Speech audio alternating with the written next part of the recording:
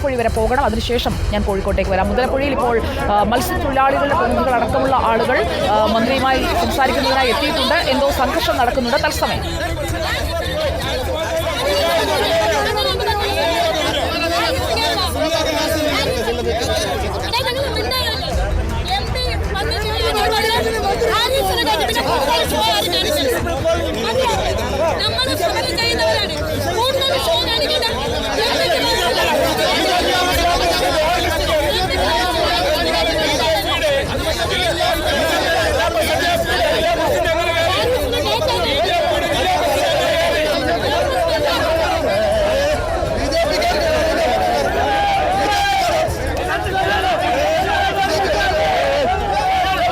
മത്സ്യത്തൊഴിലാളികളുമായുള്ള കേന്ദ്രമന്ത്രിയുടെ ചർച്ചയിൽ കോൺഗ്രസിനെ ക്ഷണിച്ചില്ല എന്ന് പറഞ്ഞുകൊണ്ട് കോൺഗ്രസ് പ്രവർത്തകരാണ് ഇപ്പോൾ ബഹളം വയ്ക്കുന്നത്. ബി.ജെ.പിയുടെ ജില്ലാ പ്രസിഡന്റ് അടക്കം മന്ത്രിക്കൊപ്പമുണ്ട്.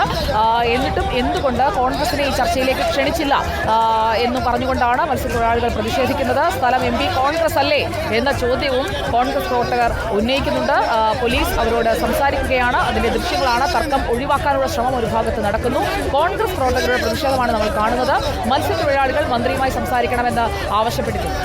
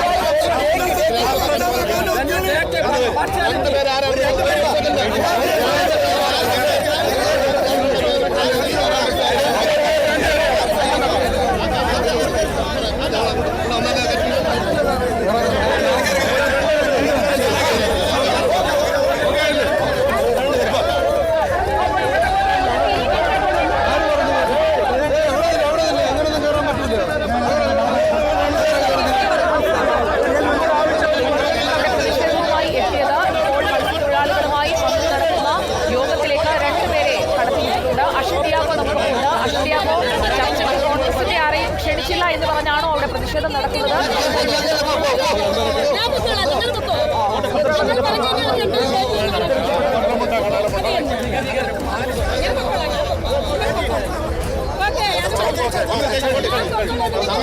അശ്വിൻ കേൾക്കാമോ?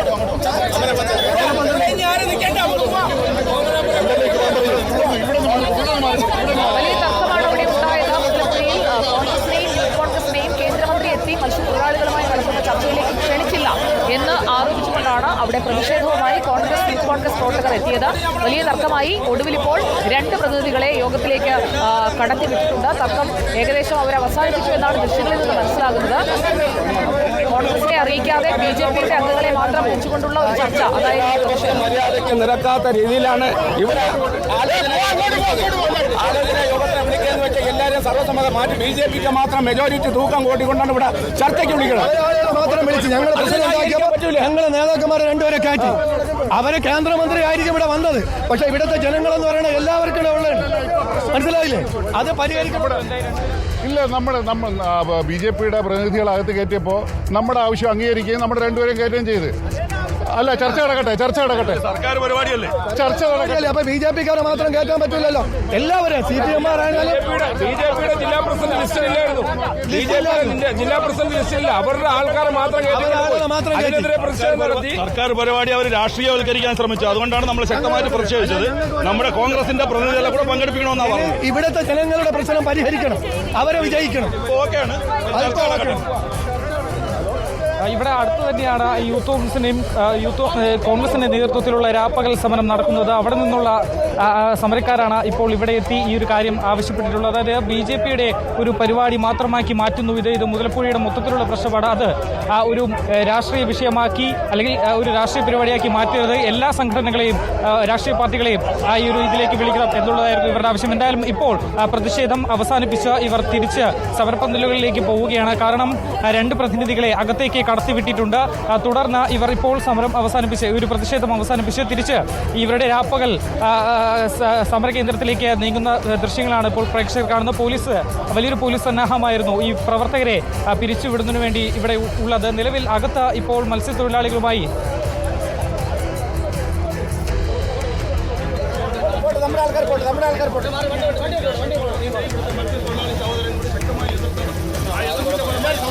ഒരു ഭാഗത്ത് യോഗം നടക്കുകയാണ്. യോഗത്തിലെ ദൃശ്യങ്ങൾ നമുക്ക് കാണാം. പുറത്താണ് കോൺഗ്രസ് പ്രവർത്തകരുടെ പ്രതിഷേധം നടക്കുന്നത്. കേന്ദ്ര ഫിഷറീസ് സഹമന്ത്രി ജോർജ് കുര്യനും കേന്ദ്ര സംഘവും മുതലപ്പുഴി സന്ദർശിച്ച ശേഷമാണ് മത്സ്യത്തൊഴിലാളികളെ നേരിട്ട് കേൾക്കുന്നത്. നമുക്ക് ആ യോഗത്തിന്റെ ഉള്ളിൽ നടക്കുന്നത് എന്താണെന്ന് കേൾക്കാം. ഇത് തന്നിട്ടുള്ളത്. പക്ഷേ ഞാൻ ഒരു കാര്യം പറയുന്നു സാർ, ഇത് അടിയന്തരമായി ഇടപെട്ടുകൊണ്ട് ഇതിന് ശാശ്വതമായ ഒരു പരിഹാരമാണ് സാർ നമുക്ക് വേണ്ടത്.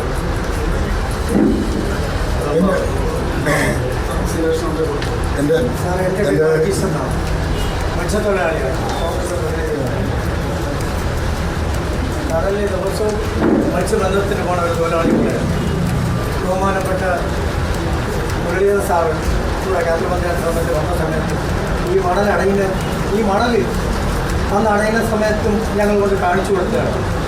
ഈ മണൽ അടഞ്ഞുകൂടാൻ കാര്യം തോന്നുന്നത്, ഏറ്റവും കൂടുതൽ അടഞ്ഞുകൂടാൻ കാര്യം തോന്നുന്നത് അദാനി ഗ്രൂപ്പിന് അവരുടെ ബാർജ് കയറാനും അവരുടെ കല്ല് കൊണ്ടുപോകാനും വേണ്ടി പൊട്ടിച്ചു കൊടുത്തതിന് ശേഷം ഒഴുക്ക് അവിടെ കുറഞ്ഞു. ഒഴുക്ക് കുറഞ്ഞപ്പോൾ അവിടെ മണൽ കയറാൻ തുടങ്ങി. മണൽ കയറി അടയുമ്പോഴാണ് ഈ വള്ളങ്ങളൊന്നും പോകാൻ പറ്റാത്തത്. ഒരുപാട് ചർച്ചയിലൊക്കെ പങ്കെടുത്തെന്ന് തൊഴിലാളി എന്നുള്ളത് പറയാണ്. ബഹുമാനപ്പെട്ട SOD ജനറൽക്കെല്ലാം അറിയാം. ഒരുപാട് പരാതികൾ ബോധിപ്പിച്ചിട്ടുണ്ട് ഇവിടെ. ബോധിപ്പിച്ച് ഒരു കാര്യവും ശരിക്കും പറഞ്ഞാൽ മത്സ്യത്തൊഴിലാളികൾക്ക് വേണ്ടി ഇതിൻ്റെ പഠനം നടത്തുന്നല്ലാതെ ഒരു കാര്യം മുമ്പോട്ട് പോയിട്ടില്ല. പാവപ്പെട്ട മത്സ്യത്തൊഴിലാളി മരിക്കുന്നു, അവരുടെ കുടുംബം അനാഥരാകുന്നു. ഇതാണ് ഇവിടെ നടക്കുന്നത്. ശാശ്വത പരിഹാരത്തിന് വേണ്ടി സാറേ ഇപ്പം തന്നെ 1 മീറ്റർ ആഴം പോലും 1 മീറ്റർ ആഴമൊക്കെ ഉള്ളൂ. ഈ പറഞ്ഞ വള്ളങ്ങളെല്ലാം ഇവിടെ നിന്ന് പാവപ്പെട്ട മത്സ്യത്തൊഴിലാളികൾ ഈ 10ഉം 15 വരെ ഷെയർ ചേർന്ന് ലോൺ എടുത്ത് അവരെ കുടുംബം പണയം വെച്ചൊക്കെയാണ് ഇതെല്ലാം ചെയ്യുന്നത്. ഇത് വള്ളം വളയിടുന്നത്. അവരൊക്കെ ഇന്ന് പണിക്ക് പോലും പറ്റാത്ത അവസ്ഥയിൽ എല്ലാം ഇപ്പം കൊണ്ടുപോയി എവിടെ വിട്ടേക്കും സാറേ? കൊല്ലത്തോണ്ടിട്ടേക്കാണ് സാറേ. കൊല്ലം വാടി ആർബറിലും നീണ്ട ആർബറും കൂടി ഇട്ടേക്കേണ്ട ഒരു അവസരമാണ്.